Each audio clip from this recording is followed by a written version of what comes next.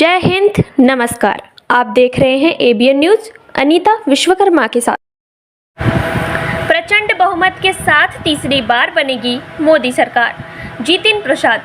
हिंदू नौजवानों की हत्या, बहन बेटियों की आबरू से खिलवाड़ करती है टीएमसी विपुल। डीग ब्लॉक के सीखापुर में आयोजित हुआ कार्यक्रम। भदोही डीग ब्लॉक के सीखापुर में शनिवार को भाजपा की तरफ से जनसंवाद कार्यक्रम को लोक निर्माण विभाग मंत्री जितिन प्रसाद ने जनसभा को संबोधित करते हुए किया। कहा कि 2014-2019 की तरह ही देश में मोदी जी की लहर है और इस बार फिर भाजपा के नेतृत्व में तीसरी बार पूर्ण बहुमत से भी अधिक सीट लेकर केंद्र में एनडीए सरकार बनेगी। विशाल जनसभा को संबोधित करते हुए कहा कि एक एक वोट देश के लिए वहां महत्वपूर्ण है जहां राष्ट्रहित सर्वोपरि है। विपक्ष पर निशाना साधते हुए उन्होंने कहा कि 2024 में होने वाले चुनाव रूपी धर्म युद्ध में एक तरफ जहां पूरी ईमानदारी के साथ देश की सेवा करने वाले मोदी जी की सेना है, तो दूसरी ओर अराजकता, भ्रष्टाचार, अत्याचार को बढ़ावा देते हुए देश को गरीबी, भूखमरी और देश के दुश्मनों के हाथों फिर से गुलामी के दलदल धकेलने वाले घोटालेबाजों की सेना है। दोस्तों, फैसला आपको करना है।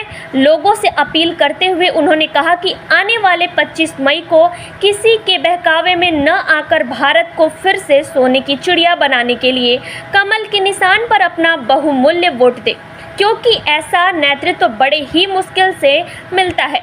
आपका एक एक वोट महत्वपूर्ण है, जो आने वाली पीढ़ियों और देश के विकास के लिए वरदान साबित होता है।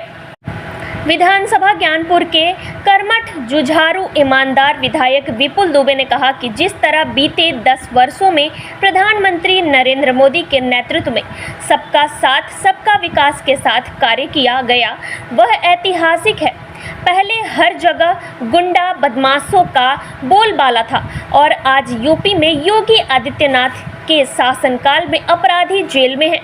कहा कि विरोधी दलों में भाजपा के विकास कार्य से बौखलाहट है और अब सपा ने भदोही से टीएमसी को मौका देकर अपनी हार स्वीकार कर ली है। कहा कि टीएमसी के आतंक को कोलकाता में रहने वाले जानते हैं, इसलिए भदोही में टीएमसी की जमानत जब्त कराने की जरूरत है। विधायक विपुल दुबे ने कहा कि इस बार फिर देश के प्रधानमंत्री के रूप में दिल्ली के लाल किले से मोदी जी शपथ लेंगे। विधायक विपुल दुबे ने ब्राह्मणों के बारे में कहा कि ब्राह्मण नैतिकता का प्रहरी होता है। राष्ट्र की रक्षा के लिए जाति पात में बंटने की जरूरत नहीं है। विपक्ष पर करारा प्रहार करते हुए उन्होंने कहा कि तृणमूल कांग्रेस के चरित्र को सब जानते हैं। बंगाल में खुलेआम हिंदुओं का कत्ल किया जाता है और हिंदू की धर्म की बहु बेटियां भी खुद को सुरक्षित नहीं मानती हैं।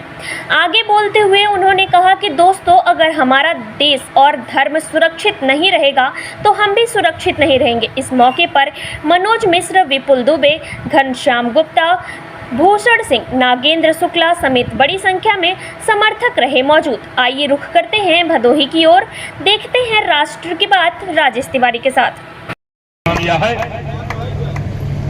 इसलिए साथियों, आपसे के बीच में आए हैं और आपसे अपील करने आए हैं कि आने वाली 25 तारीख को यहां से इस अगल बगल की जितनी पोलिंग है, संसारापुर है, भगवानपुर है, शिखापुर है, सागर रायपुर है, नथईपुर, पूरे बहुरिया, धारा बिशंबर पट्टी, चारों तरफ गांधी खानापुर, इस चारों तरफ विरोधी पार्टियों का खाता न खुलने पाए। साथियों, इतना अपना आशीर्वाद दे दीजिएगा कि यहां से जमानत भी बचाना मुश्किल हो जाए। साथियों,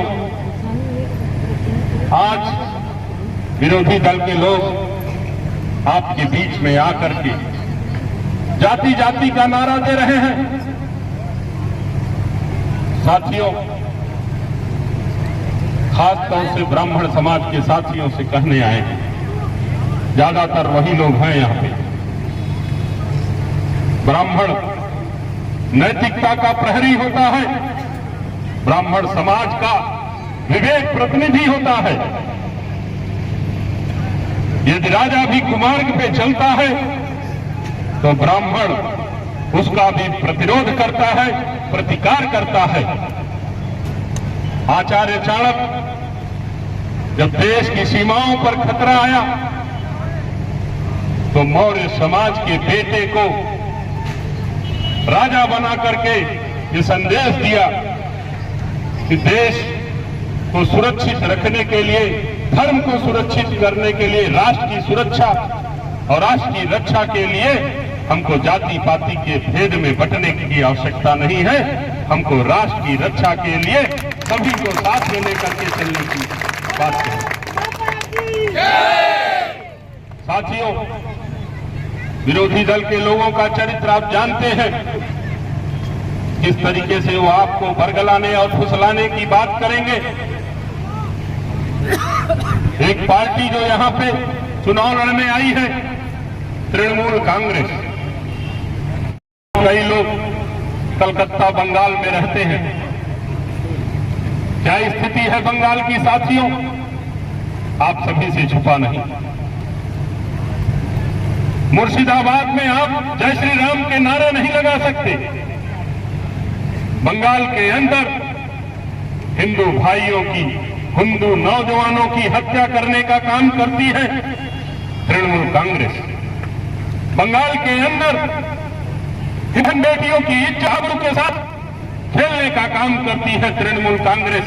बंगाल के अंदर बांग्लादेशी बेटियों को बंगाल, ये आपको मैं बताना भी चाहता हूं कि मैं खुद चुनाव लड़के आ रहा हूं।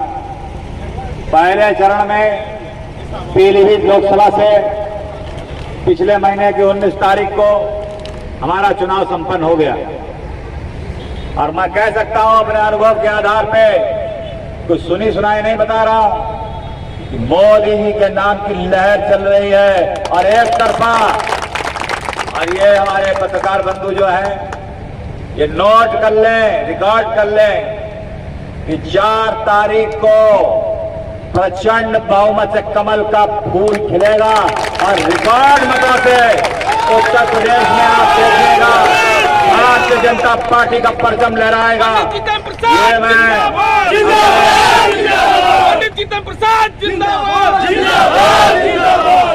अब रिकॉर्ड कर लिया।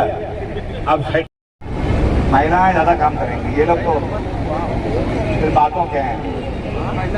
तो यही कहने आया हूं, चुनाव चंद दिन रह गए, जिम्मेदारी संभालिए और अपनी जिम्मेदारी समझ। जब धर्म नहीं रहेगा तो हम आप भी सुरक्षित नहीं रहेंगे। अन्य देशों की हालत आप देख रहे हैं। आपका आह्वान करने आए हैं, आपका समर्थन मांगने आए हैं कि आप सभी लोग एकजुट होकर के श्रद्धेय प्रधानमंत्री जी की अगुवाई में आपका एक एक वोट विनोद बिंद के खाते में तो जाएगा ही, लेकिन सीधे सीधे प्रधानमंत्री मोदी जी के लिए वोट करेंगे। आप सीधे सीधे आप प्रभु श्री राम के चरणों में वोट करेंगे। अयोध्या में प्रभु श्री राम लला 500 वर्षों की लंबी प्रतीक्षा के बाद विराजमान हुए और